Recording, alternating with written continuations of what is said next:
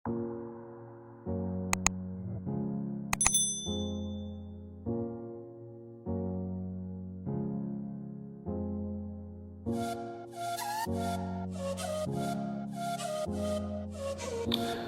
আজকে আমরা জ্যামিতির আরেকটা পার্ট নিয়ে আলোচনা করব। তো আমরা এর আগে দেখেছিলাম কি যে বিন্দু থেকে রেখা হয়, রেখা থেকে সরলরেখা হয়, সেই সরলরেখার দুইটা ভাগ, একটা সমান্তরাল এবং তির্যক রেখা। তো এর আগের লেকচার পর্যন্ত আমরা দুইটি তির্যক রেখা থেকে যে কোণ উৎপন্ন হয়, কী ধরনের কোণ সেটা নিয়ে আলোচনা করেছি।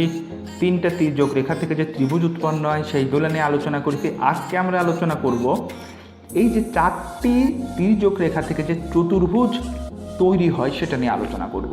তো আমাদের মনে রাখতে হবে চতুর্ভুজ জিনিসটা কি, সেটা হচ্ছে চার বাহু দ্বারা গঠিত কোনো সীমাবদ্ধ ক্ষেত্র, সেটাকে বলে হচ্ছে চতুর্ভুজ। তো এই চতুর্ভুজটা এখন আসলে ঠিক কত রকম হতে পারে সেটা নিয়ে আলোচনা। সেটা হলো কি, একটা চতুর্ভুজ সাধারণত এই কয়েক ধরনের হতে পারে। সেটা হচ্ছে কি, বর্গ, এটাও চার বাহু, আয়ত, সামান্তরিক, রম্বস এবং ট্র্যাপিজিয়াম। তার মানে তির্যক চারটে রেখা থেকে যে চতুর্ভুজটা হবে সেই চতুর্ভুজটা টোটালি 5 রকম হতে পারে। তো এখন এই 5 রকমের বিভিন্ন পয়েন্ট নিয়ে আজকে আমাদের আলোচনা। তো প্রথম পয়েন্টটা আমাদের আসতেছে বর্গ। তো বর্গের ক্ষেত্রে যদি আমরা আলোচনা করি, বর্গের চারটা বাহুই পরস্পর সমান। তো চার বাহু পরস্পর সমান বলতে কি বোঝায়, যেহেতু বর্গ একটা চতুর্ভুজ তার মানে এই চারটা বাহু এবং এই চারটা বাহুর মান হবে সবসময় সমান। চারটা কোণ পরস্পর সমান এবং তা 90 ডিগ্রি। এখন এখানে চারটা কোণ কোনটা, এই একটা কোণ, এই একটা কোণ, এই প্রতিটা কোণের মান কত, 90 ডিগ্রি। যদি প্রশ্ন করা হয় কেন, কারণ এই দুইটা বাহু যেগুলোকে আমরা বলি সন্নিহিত বাহু, তারা পরস্পর লম্ব আকারে আছে। আচ্ছা, দুইটা কর্ণ পরস্পর সমান। কর্ণ কোনটা, এই একটা কর্ণ, এই একটা কর্ণ, এই দুটা কর্ণর মান চতুর্ভুজের ক্ষেত্রে সবসময় সমান হবে। কোন চতুর্ভুজের ক্ষেত্রে, চতুর্ভুজটা যদি বর্গ হিসাবে থাকে। ক্ষেত্রফল, ক্ষেত্রফল হচ্ছে বাহু গুণন বাহু, যেটাকে বলা হয় সংক্ষেপে বাহু স্কয়ার। অর্থাৎ এই যে কোনো একটা বাহুর মানকে বর্গ করলে ক্ষেত্রফল পাবো। যদি আমাদের প্রশ্নে দেওয়া থাকে যে চতুর্ভুজের একটি বাহুর মান 2 মিটার, তাহলে ক্ষেত্রফল কত, তাহলে অ্যান্সার হবে কত, 2 স্কয়ার, তার মানে কি 4। আচ্ছা, এখন যদি বলা হয় এর পরিসীমা কত, পরিসীমা মানে কি, সমস্ত এলাকা জুড়ে যা অবস্থিত একটা ক্ষেত্রে সেটাকেই বলা হয় পরিসীমা। যেরকম এখানে যদি বলা হয় যে পরিসীমা বলতে কি বোঝায়, এখানে পরিসীমা বলতে বোঝায় সম্পূর্ণ এলাকা জুড়ে কয়টা বাহু আছে, 4টে বাহু, তার মানে কি 4 গুণন বাহু, সেটাই হলো পরিসীমা। কর্ণ, কর্ণের সূত্র হচ্ছে কি √2 গুণন বাহু। তো এটা আমরা ক্ষেত্রফল, কর্ণ এবং পরিসীমার সূত্রগুলো শিখলাম। এরপরে আর একটা জিনিস মনে রাখতে হবে যে এই চতুর্ভুজের এই কর্ণ দুটা পরস্পরকে সমকোণে সমদ্বিখণ্ডিত করে। আসলে এই বিষয়টা কি, সেটা হলো একটা চতুর্ভুজের যদি আমরা এই কর্ণ হিসাব করি, এই দুটা কর্ণর পরস্পরের সাথে কত ডিগ্রি কোণ উৎপন্ন করেছে, 90 ডিগ্রি। তার মানে এরা একজন আর একজনকে কতভাবে বিভক্ত করেছে, সমকোণে সমদ্বিখণ্ডিত করেছে। এটা বর্গের ক্ষেত্রে প্রযোজ্য। এবার আমরা আর একটা টপিক নিয়ে আলোচনা করব, যেটা হচ্ছে আয়ত। তো আয়ত বলতে কি বোঝাচ্ছে, ওই একই কথা, চতুর্ভুজ চার বাহু দ্বারা সীমাবদ্ধ। তবে এখানে মনে রাখতে হবে এই সমান্তরাল বাহু দুটা পরস্পর সমান হয়।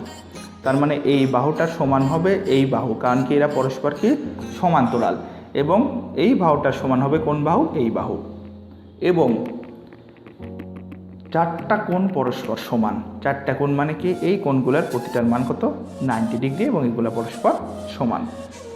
আচ্ছা, ক্ষেত্রফলটা কি, ক্ষেত্রফলটা হচ্ছে এটাকে যদি আমরা ধরি দৈর্ঘ্য আর এটাকে যদি প্রস্থ ধরি, তাহলে দৈর্ঘ্য গুণন প্রস্থই হচ্ছে তার ক্ষেত্রফল। আর কর্ণ কোনটা, এই একটা কর্ণ, এই একটা কর্ণ, এই কর্ণ দুটা সবসময় সমান হবে।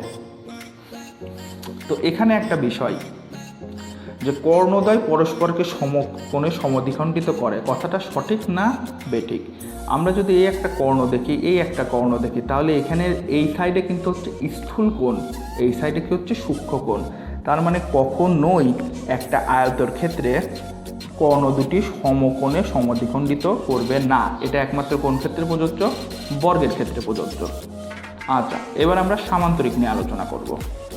তো সামান্তরিক নিয়ে আলোচনা করার আগে আমরা যেটা বুঝতে পারলাম কি, বর্গ আর আয়তের কিছু কিছু পার্থক্য বোঝা গেল।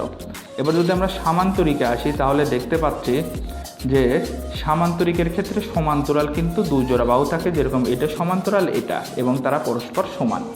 এটা সমান্তরাল এইটা, এরাও পরস্পর সমান যেহেতু সমান্তরাল। আর এই যে দুইটা কর্ণ, এই কর্ণ দুটা সবসময় অসমান, অর্থাৎ এই দুইটার দৈর্ঘ্য সমান না।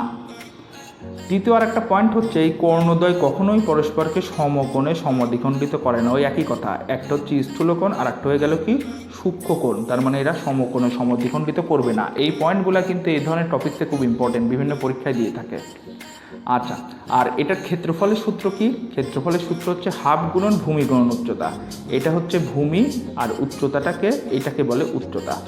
তার মানে আমরা বুঝতে পারলাম যে কোনো একটি সামান্তরিকের ক্ষেত্রফলের সূত্র হচ্ছে হাফ গুণ ভূমি গুণ উচ্চতা। আর পরিসীমা কি? পরিসীমা মানে টোটাল কতটুকু এলাকা জুড়ে এটা অবস্থান আছে, সেটা হচ্ছে 2:2 দৈর্ঘ্য প্লাস প্রস্থ।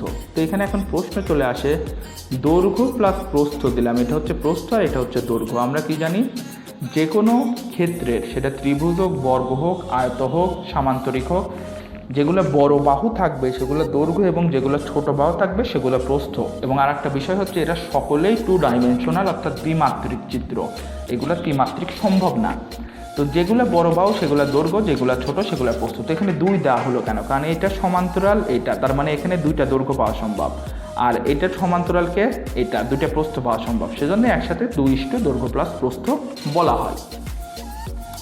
এবার আমরা তারপরের আরেকটা টপিকসে যাব, সেটা হচ্ছে কি রম্বস। এই রম্বসের সাথে বর্গের কোথাও কোথাও মিল থাকে, যেরকম এর 4 বাহুই পরস্পর সমান, অর্থাৎ একটা রম্বসের এই যে 4টা বাহু এরা কি হয়, পরস্পর কি হয়, সমান হয়। আর একটা বিষয় হচ্ছে বিপরীত কোণগুলা সমান। এটা একটু ইম্পর্টেন্ট কথা, যে বিপরীত কোণ কি? ঠিক এই কোণের বিপরীত হচ্ছে এই কোণ, এই বিপরীত কোণগুলা হবে পরস্পর সমান। তার মানে এটার সমান এইটা, এটার সমান এইটা, এই বিপরীত কোণগুলো হবে কোন ক্ষেত্রে সমান? যদি বিষয়টা হয়ে থাকে রম্বস। রম্বসকে চতুর্ভুজের একটা প্রকার। আর একটা বিষয় হচ্ছে এই যে 2টা কর্ণ, এই 2টা কর্ণ কিন্তু সবসময় অসমান। এখন যদি চিন্তা করা যায় কর্ণদ্বয় কি পরস্পরকে সমকোণে সমদ্বিখণ্ডিত করে কিনা, আমরা যদি খুব সূক্ষ্মভাবে চিন্তা করি তাহলে এখানেও 90 ডিগ্রি হয়েছে, এখানেও 90 ডিগ্রি হয়েছে, তার মানে অবশ্যই কর্ণদ্বয় পরস্পরকে সমকোণে সমদ্বিখণ্ডিত করবে। কোন ক্ষেত্রে? যদি সেটা হয় রম্বস। তার মানে এখানে দেখা যাচ্ছে রম্বস আর বর্গের ভেতরে মিল হচ্ছে, বর্গেরও 4 বাহু সমান, রম্বসেরও 4 বাহু সমান। বর্গেরও কর্ণ 2টে সমকোণে সমদ্বিখণ্ডিত করে, রম্বসেরও কর্ণ 2টা সমকোণে সমদ্বিখণ্ডিত করে। আর একটা মিল আছে, বর্গেরও পরিসীমা 4 গুণন বাহু, রম্বসেরও পরিসীমা 4 গুণন বাহু। তাহলে পার্থক্য কি?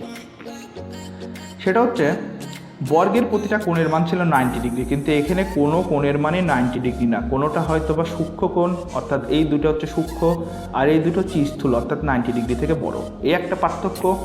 দ্বিতীয় পার্থক্য হচ্ছে এদের ক্ষেত্রফল। সেটা হচ্ছে বর্গের ক্ষেত্রফল ছিল বাহু স্কোয়ার, আর এটার ক্ষেত্রফল হবে হাফ গুণন প্রথম কর্ণ গুণন দ্বিতীয় কর্ণ।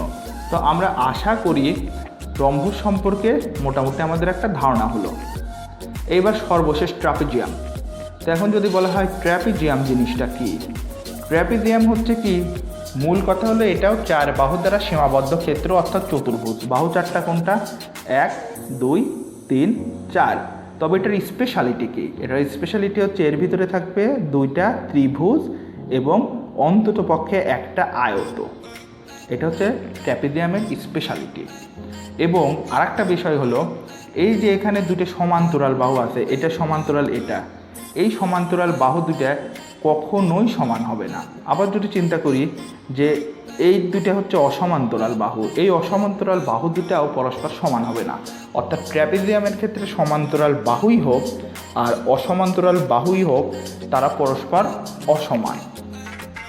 সর্বশেষ টপিকস হচ্ছে এই পয়েন্টের ক্ষেত্রফল। ক্ষেত্রফলের সূত্র হলো হাফ গুণন সমান্তরাল বাহুদ্বয়ের সমষ্টি, অর্থাৎ এই বাহুদ্বয়ের দৈর্ঘ্য যত সেই দৈর্ঘ্যটা সমষ্টি। ধরা যাক এটার দৈর্ঘ্য দিচ্ছে 2 মিটার, এটার দিচ্ছে 4 মিটার, তার মানে ক্ষেত্রফল কত?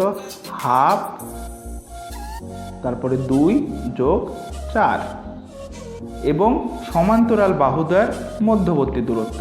ধরে নেওয়া যাক এদের মধ্যবর্তী দূরত্ব দেওয়া আছে 5 মিটার, তার মানে তার সাথে গুণন হবে 5। ক্যালকুলেশন করে আমরা যেটা পাবো সেটাই হচ্ছে ট্র্যাপিজিয়ামের ক্ষেত্রফল।